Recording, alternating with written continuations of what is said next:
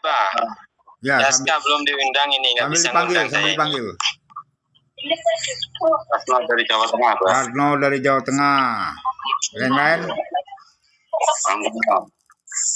Ya. Bara Agung dari Bandung. Bara Agung dari Bandung. Yang lain? Berikutnya? Iya menekin. Anu rumah, biskuit saya buat. Suaranya nggak jelas. Suara. Agak teriak ngomongnya. Jangan teriak-teriak nanti oleng, Pak. Oleng. Oke, siapa lagi? Udah pada hadir ya? Siapa lagi nih Aska ini? Yang Aka siapa nih? Di sana ini. Aka. Coba Aska itu undang, coba undang. Ya undang lagi. Nggak bisa ngundang kayak ini. Oke.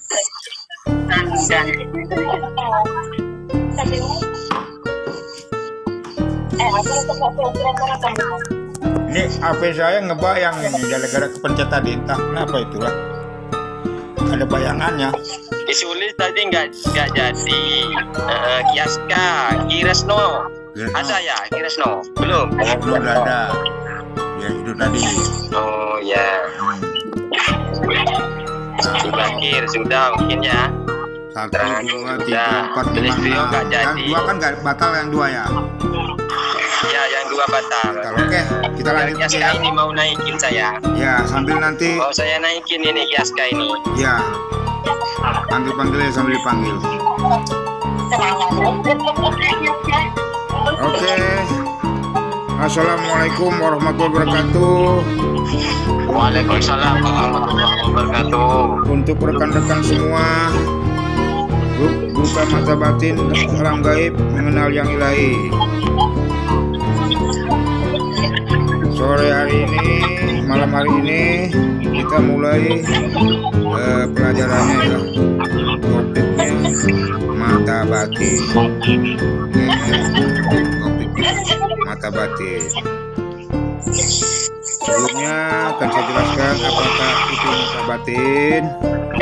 Mata batin adalah indera keenam. Disebut juga cakra asna, ya, atau disebut juga orang menembus mata batin dunia lain, dunia astral. Mata batin menurut Islam, ya, ada dalilnya, yaitu hadis riwayat Tirmizi dan juga Al-Quran surat Al-Has. Itu dijelaskan tentang karunia mata batin. Banyak orang yang ingin mengetahui, ingin belajar tentang mata batin. Ya. Maaf, suaranya agak jelas. Tetapi itu Aka manggil tuh Aka. 13 orang, gimana itu? Cukup gak 13 orang? Kira-kira cukup gak? Suaranya nggak jelas. Aka dan 13 lainnya. Jaringan tidak mendukung ya? Iya, nggak dukung kayaknya. Nah, oke, kita lanjutin lagi. Ya, suaranya itu nggak jelas.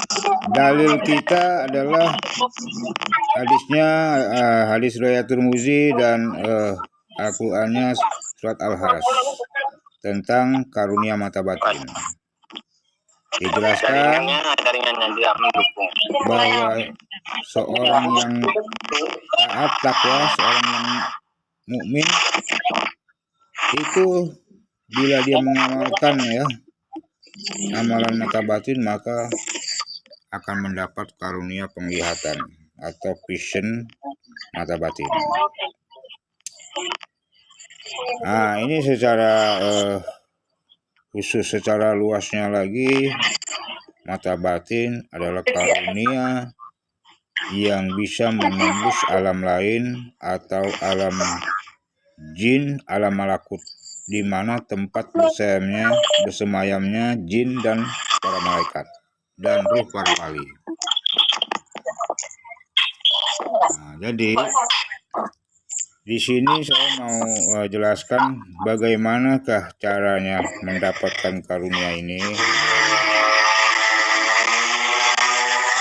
Apa akan dibuka aja ya? Yes, ribut mungkin. Ya. Tapi nggak bisa masuk nih. Nah, dibuka Aka. Kacau. Oke. Masuk ya? Aka masuk ya? Belum apa? Belum. Coba undang Gi dari situ Gi, coba. Aka.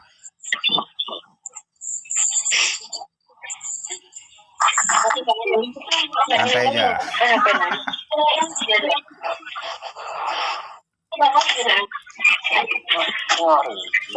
Aka ya, tulisannya Aka. Gi. Nah, dia manggil lagi nih. Yaska, coba. Aka.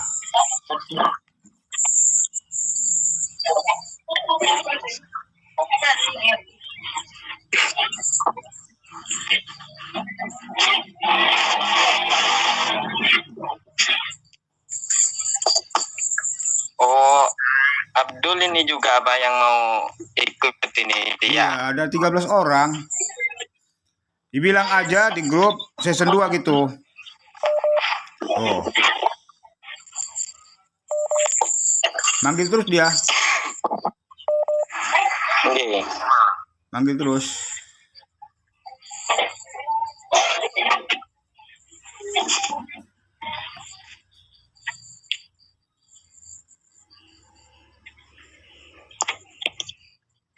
Nah, kalau nggak saya abaikan, nggak terlihat sayanya grupnya.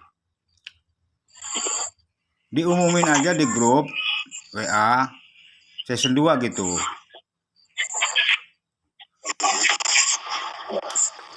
Tuh.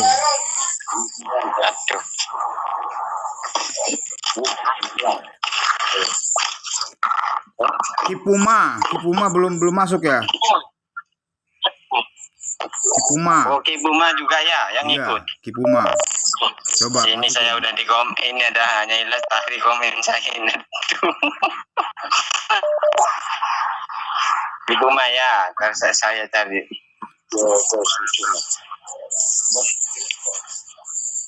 Malas.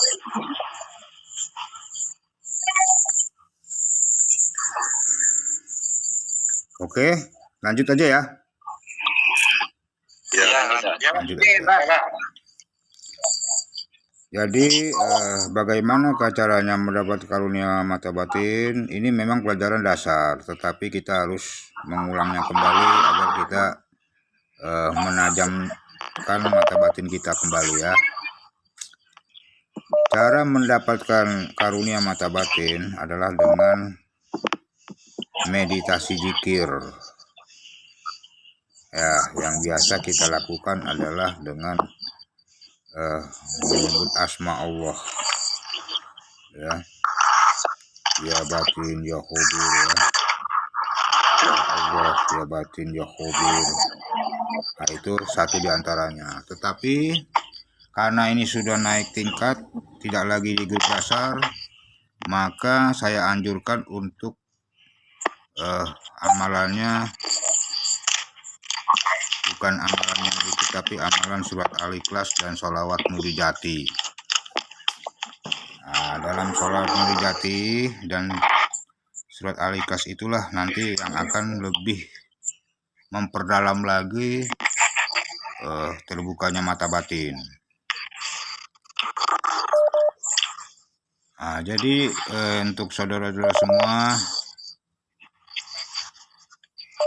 silakan diamalkan kembali surat Al-Ikhlas dan sholawatnya. Dan yang paling pokok lagi, untuk keilmuannya kuncinya adalah sholawat Nurijati. Ya, nah, itu harus dihafal, ya, dihafal dan sampai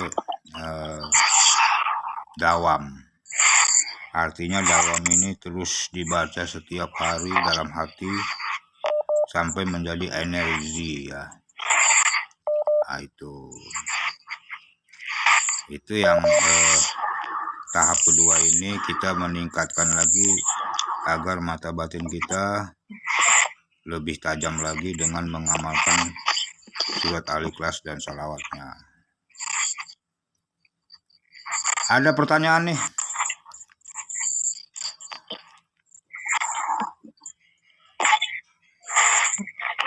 Ada pertanyaan?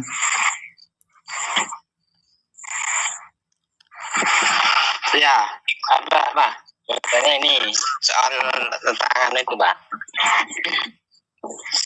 Saat meditasi itu merasakan hal yang kadang panas itu langsung bisa menghilangkan sesuatu pikiran yang negatif itu, Pak. Seolah-olah itu ada sosok yang bisa masuk gitu. Jadi kalau kita zikir mata batin, usahakan fokus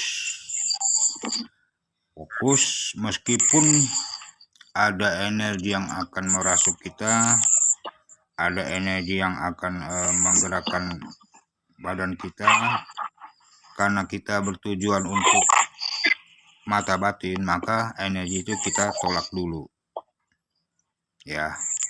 Kita fokus aja ke mata batin ya, karena kalau energi itu sifatnya bukan mata batin, tapi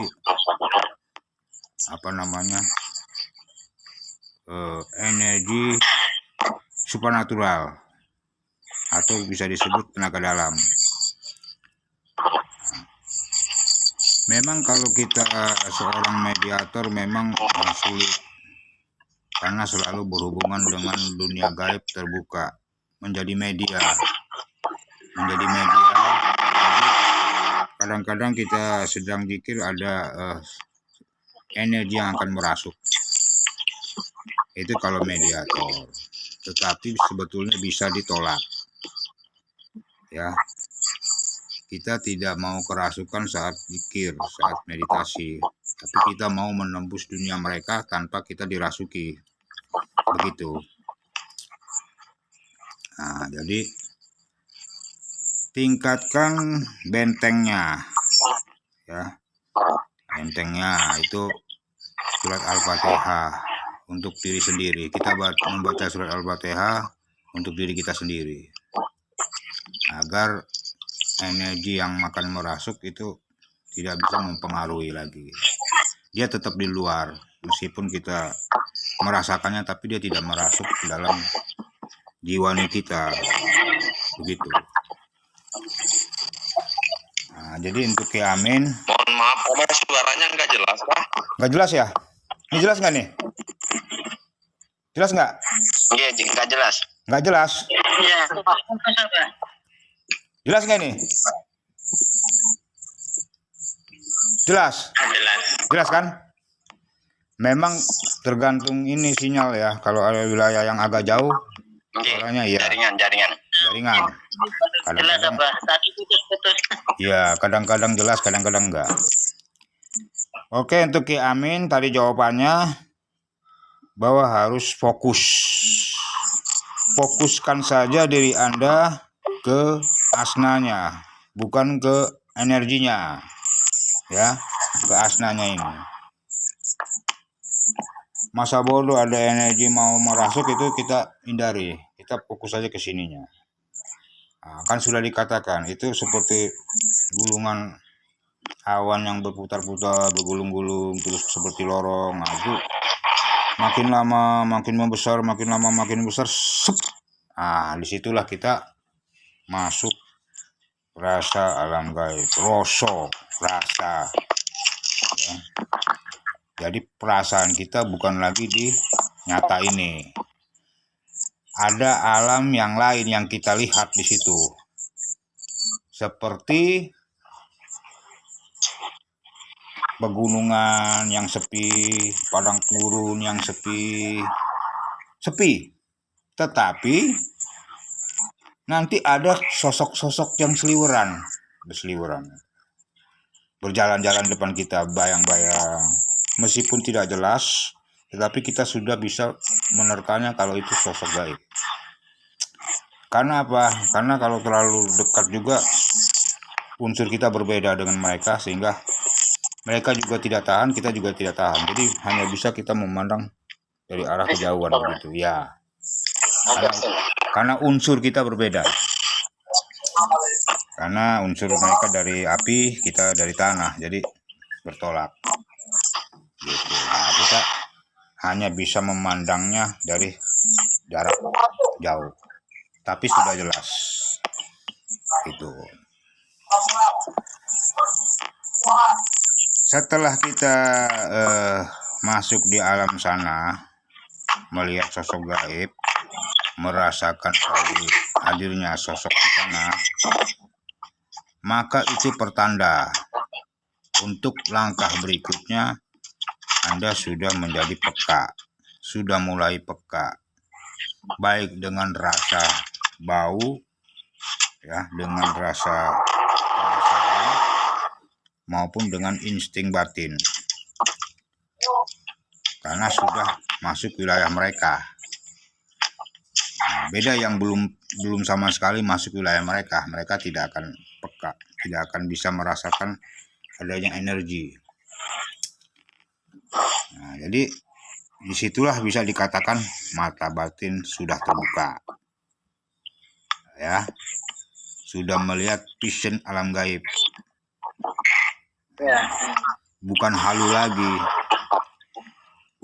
lagi, tapi sudah. Abah, izin dulu Abah.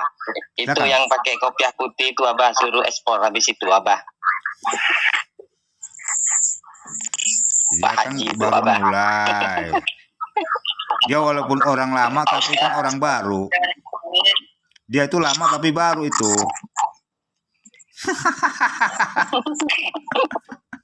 Mantap itu Abah. Iya. Kopiah itu Abah. Orang lama itu, tapi Abah. Baru dia.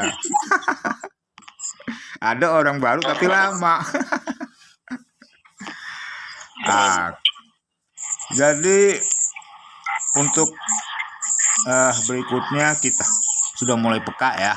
Nah, itu bedanya kalau kita di tempat yang berenergi astral, tempat-tempat keramat, kuburan, atau tempat-tempat yang dianggap keramat, itu sudah kita terasa itu, karena memang energi kita sudah berbeda, kepekaan kita sudah ada. Jadi mata batin itu kan luas cakupannya, rasa, rasa, merasakan, ya. Insting batin, imajinasi batin. Jadi kita bukan lagi halu, tetapi cuman menafsirkannya aja yang kadang-kadang kita bingung. Ini apa kan gitu? Ini apa kan gitu? Hanya bingung aja. Tapi sebetulnya kita udah masuk di dimensi itu. Nah, kadang kita ada keraguan karena memang nalar kita, logika kita ini menolak. Nah, jadi kita hanya bisa membuktikannya lewat penarikan. Apakah mata batin saya ini terbuka? Kok saya merasakan ini? Kok saya melihat sosok ini? Itu bisa dibuktikan dengan penarikan. Karena apa? Karena benda-benda itu adalah media mereka. Itu dihuni oleh mereka.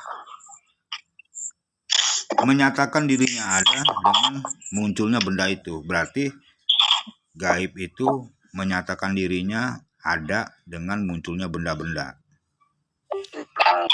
Artinya dalam bahasa ini bermanifestasi, menyatakan dirinya. Nih saya ada, nih saya di sini, itu loh. Nih saya di sini, nih saya ada. Itu yang dimaksud bermanifestasi. Oke, ada pertanyaan lagi?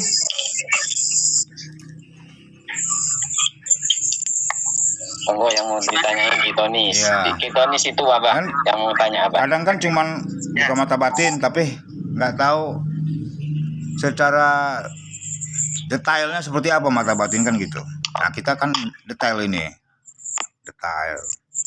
Mulai dari dalilnya kenapa kita boleh melakukan ini, kan ada dalilnya. Bukan nggak ada dalilnya ya. Sesuatu yang tidak ada dalil sesat, kan gitu. Kata kiai itu bukan kata saya. Tapi kita melakukan ini ada dalilnya. Ada hadisnya, ada Qur'annya. Jadi kita nggak sesat gitu. Boleh bertanya atau menceritakan pengalaman saat memasuki dunia lain alam metafisika. Boleh bertanya atau menceritakan rasanya seperti apa waktu memasuki alam metafisika, alam gaib.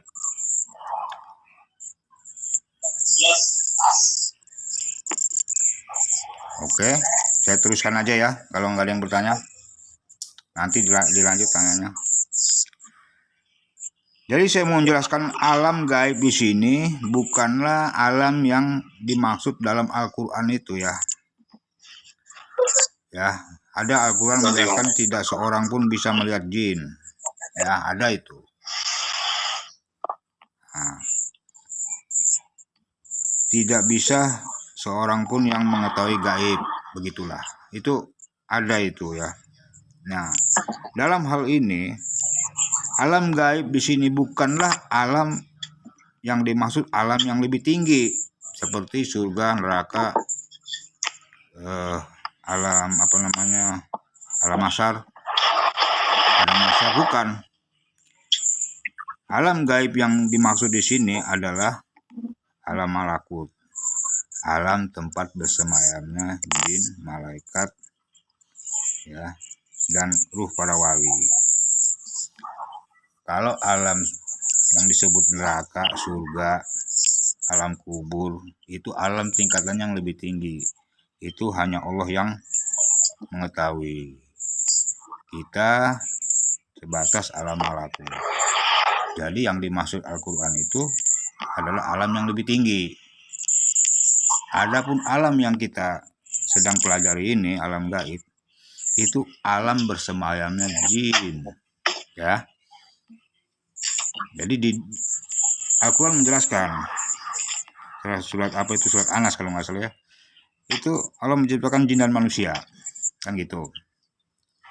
Nah, jadi ada dua alam manusia nyata, alam jin gaib. Nah, jadi kita ada dalilnya juga bahwa bukan yang dimaksud yang itu, yang dimaksud ayat yang disebut di atas tadi, bukan. Tapi kita menembus alam malakut, alam yang lebih rendah, begitu maksudnya.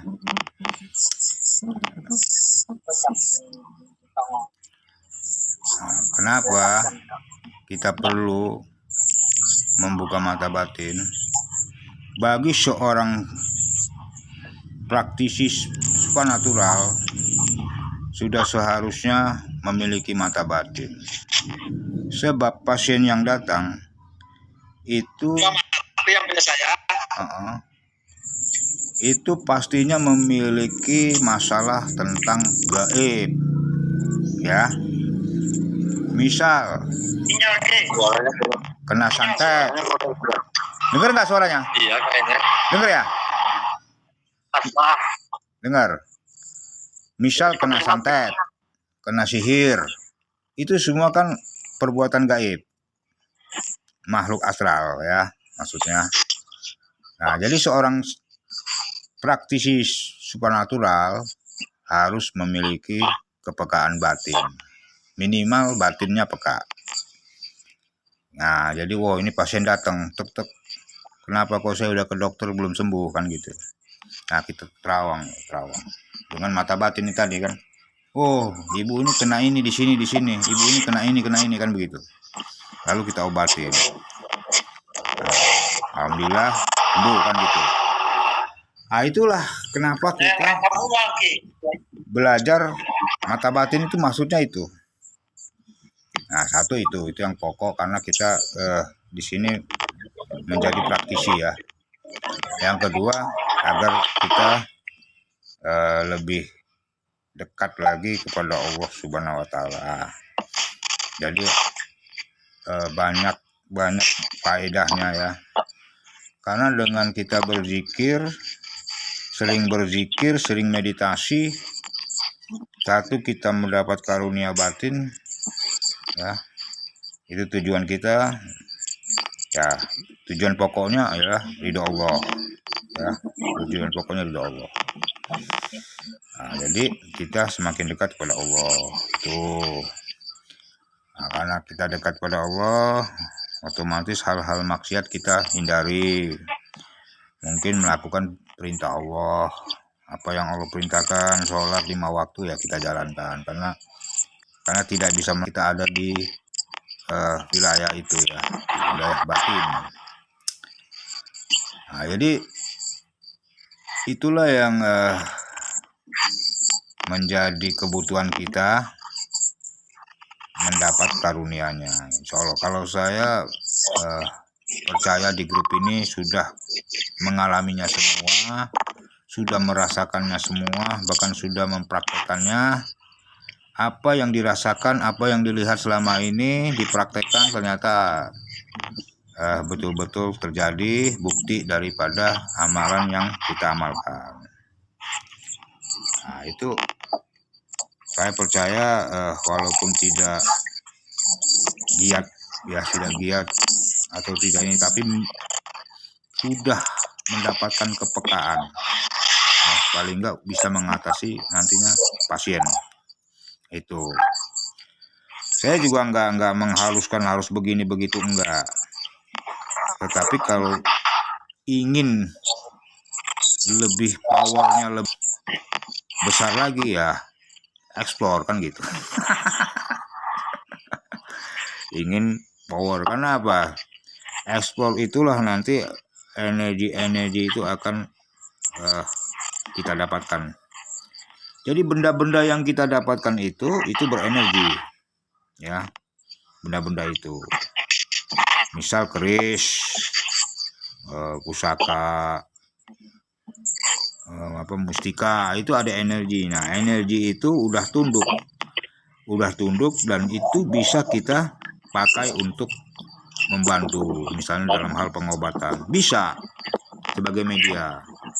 Misal nih, ini dapat keris, kan kalau orang nggak tahu musyrik kan gitu. Padahal ini cuma media kan gitu. Karena ini keris ini ada energi ya, ada energinya karena doa-doa kita juga. Itu ditempelin di ini aja di gelas, tempelin di gelas supaya energi itu masuk ya. Lalu kita berdoa nah gitu, kita berdoa. Nah, air tadi itu udah ada energi untuk kesembuhan. Jadi bukan karena keris ini, karena doa kita. Ini hanya membantu medianya. Nah, kalau dia sakitnya kena santet, mau nggak mau ini harus berhubungan dengan gaib. Nah, sedangkan keris ini berhodam, ada gaibnya. Ini nanti dia ngebantu gitu. Kan gitu. Jadi benda-benda yang kita dapat saat itu ada energinya. Itu ada energinya. Jadi bisa dipakai untuk membantu dalam hal pengobatan. Kenapa saya sering kali menganjurkan supaya satu itu, kedua ya sebagai bukti ya bahwa mata batin sudah terbuka. Oke, ada yang tanya lagi? Silakan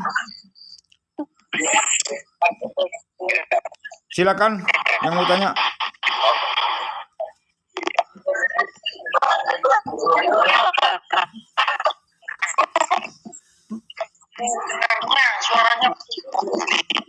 Silakan yang mau tanya. Nah, ini rame nih, makin rame. Kedengaran apa yang dijelaskan kalau saya mendengarkan? Suara kecil ya? Besar gak suaranya? Hah?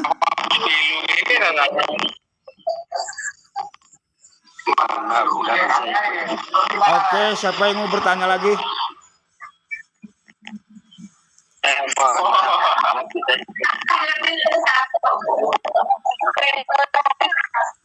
Kedengeran nggak suara saya? Kedengeran ya? Kedengeran nggak? Halo?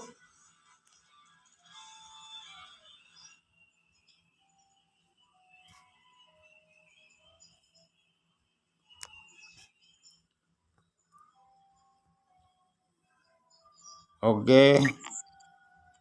Yang ini, Wak. Hah? Kenapa ini tadi nggak dengar suaranya ya?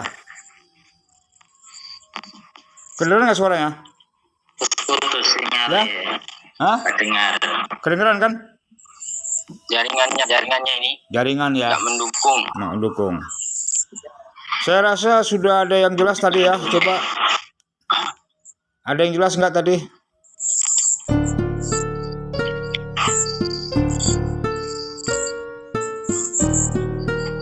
Ada yang sudah jelas nggak? Atau belum?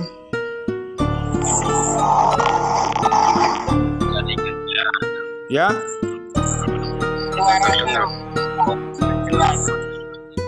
Jelas ya? Jelas. Ada lagi yang mau bertanya?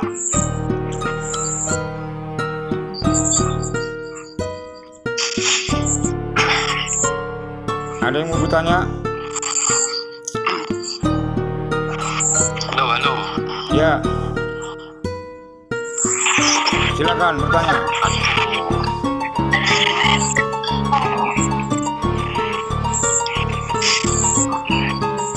Oke, kita off dulu, kita netralin dulu ya.